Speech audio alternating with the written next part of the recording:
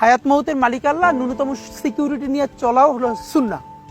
কিন্তু আমাদের লড়াইটা হলো, আমার মা স্বাভাবিকভাবেই কান্নাকাটি করেন, আমার পরিবার সবাই। তো আমি আমার মাকে বলেছি যে দেখো, মানে আমরা যে লড়াই নেমেছি, আমার একটা মনে হয় কি, কোনো রাজনীতিবিদের না বাসায় মৃত্যুটা হইতে পারে না, এটা কোনো ভালো মৃত্যু না। যিনি রাজনীতি করেন, যিনি লড়াই করেন, যিনি বিপ্লবী, যিনি সংগ্রামী, তার মৃত্যুটা হবে একটা সংগ্রামের মধ্য দিয়ে, একটা রাজপথে, একটা গ্লোরির মৃত্যু। আমি তো ভীষণ ভাবে প্রত্যাশা করি, আমি ছোটবেলা থেকে এই স্বপ্নটা দেখি, অনেক জায়গায় বলেছি, একটা তুমুল মিছিল হচ্ছে অন্যায়ের বিরুদ্ধে, সেই মিছিলের সামনে আমি আছি, কোনো একটা বুলেট এসে আমার বুকটা হয়তো বিদ্ধ করে দিয়েছে, এবং সেই মিছিলে আমি হাসতে হাসতে আমি শহীদ হয়ে গেছি। এবং সবাই যখন মৃত্যুটাকে ভীষণ ভয় পায়, আমি তখন হাসতে হাসতে আল্লাহর কাছে ভীষণ সন্তুষ্টি নিয়ে পৌঁছতে চাই যে আমি একটা ন্যূনতম ওই জীবনটা লিড করতে পারলাম, যে আমি একটা ইনসাফের হাসি নিয়ে আমি আমার আল্লাহর কাছে পৌঁছতে চাই।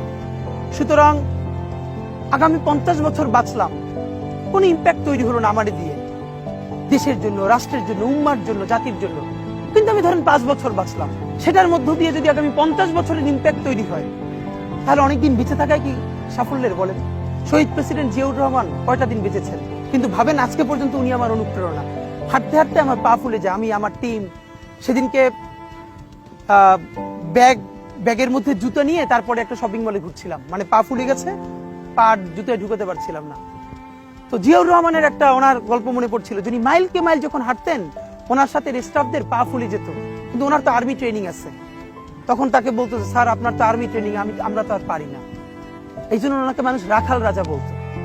তা আমরাও সারা বাংলাদেশের 56,000 বর্গ মাইলে হাঁটতে চাই, আমরা ইনসাফের চাষাবাদ করতে চাই, একটা স্বাধীন সার্বভৌমত্বের সততার বাংলাদেশ তৈরি করতে চাই।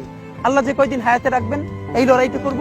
যেদিন নিয়ে যাবেন, আমি স্বপ্ন দেখে যেতে চাই, আমি আমাদের এমন টিম, আমি আমার সন্তানকে রেখে যেতে চাই, আমার মৃত্যুর পরে যেন এই লড়াই বন্ধ না হয়, এই লড়াই যেন বাংলাদেশে কিয়ামত পর্যন্ত জারি।